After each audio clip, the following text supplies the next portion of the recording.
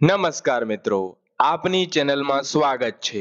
આજે 5 જૂનના અગત્યના કરંટ અફેરની ચર્ચા કરીશું.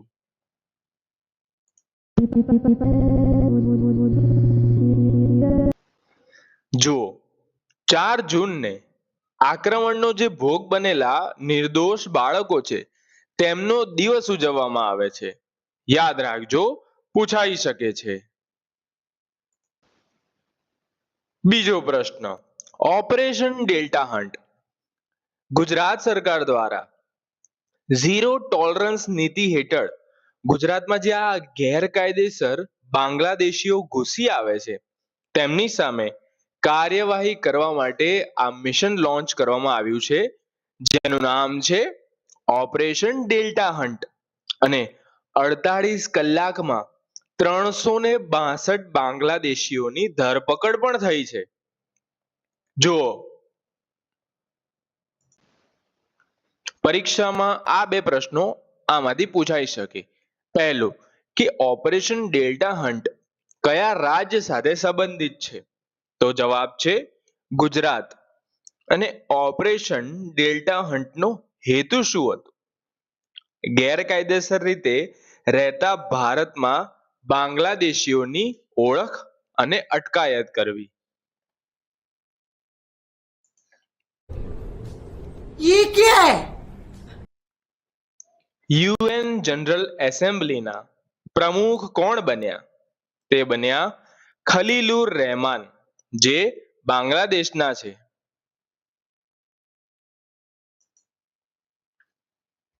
અલક પાંડેની કંપની ફિઝિક્સવાલા પર સીસીપીએ દ્વારા 5 લાખનો દંડ.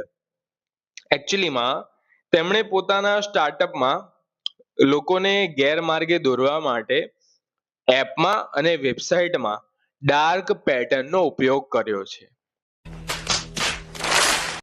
પ્રશ્ન આ રીતે આવી શકે કે સીસીપીએ દ્વારા 5 લાખનો દંડ કઈ એડટેક કંપની પર ફટકારવામાં આવ્યો? જવાબ છે ફિઝિક્સવાલા.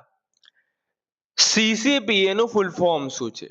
તે છે સેન્ટ્રલ કન્ઝ્યુમર પ્રોટેક્શન ઓથોરિટી. બીજું કે આખી ડિટેલ જોઈ લો કે ફિઝિક્સવાલા છે ને એ અલક પાંડેની કંપની છે.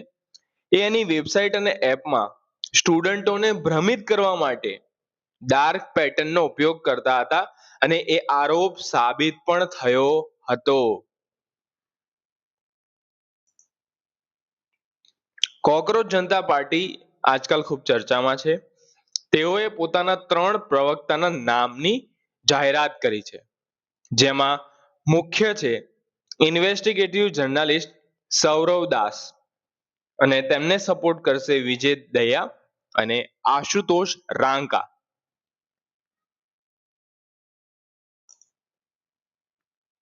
હમણાં છે ને બ્લૂમબર્ગ બિલિયનર ઇન્ડેક્સ રજૂ થયો, જેમાં મુકેશ અંબાણીને પાછળ છોડી દીધા છે ટિકટોકના સ્થાપકે. હા, સાચું સાંભળ્યું, अरे बाप रे! ટિકટોકના સ્થાપક એશિયાના બીજા ક્રમના સૌથી ધનિક બન્યા. તો ટિકટોકના સહસ્થાપકનું નામ શું છે? ઝાંગ ઝિમિંગે. અને કયા ઉદ્યોગપતિને પાછળ છોડ્યા? મુકેશ અંબાણીને. તો પછી બ્લૂમબર્ગ બિલિયનર ઇન્ડેક્સ મુજબ એશિયાના સૌથી ધનિક વ્યક્તિ હાલ કોણ છે? પહેલા નંબરે તે છે ગૌતમ અદાણી. તમને ખબર છે અરવલ્લી પર્વતમાળા ખૂબ ચર્ચામાં રહી હતી? તો એમાં છે ને એના રક્ષણ અને ગેરકાયદેસર ખાણકામને રોકવા માટે સુપ્રીમ કોર્ટે એક સમિતિની રચના કરી છે. કેટલા સભ્યોની? 5 સભ્યોની. અરવલ્લી સમિતિના અધ્યક્ષ તરીકે કોની નિમણૂક થઈ? કંચન દેવીની. યાદ રાખજો, આ પ્રશ્ન આવી શકે છે. ભારત વિશ્વનું કેટલામું સૌથી મોટું સૌર ઉર્જા બજાર બન્યું? બીજા નંબરનું. ભારતે કયા દેશને પાછળ છોડી વિશ્વનું બીજું સૌથી મોટું સૌર ઉર્જા બજાર બન્યું? અમેરિકાને પાછળ છોડી. 2025માં ભારતની સૌર ઉર્જા ક્ષમતા કેટલા ગીગાવોટથી વધુ થઈ ગઈ? 155 ગીગાવોટથી વધુ થઈ ગઈ. આ હતા આજના કરંટ અફેર. વિડીયો પસંદ આવે તો લાઈક કરજો, સબસ્ક્રાઇબ કરજો. ધન્યવાદ.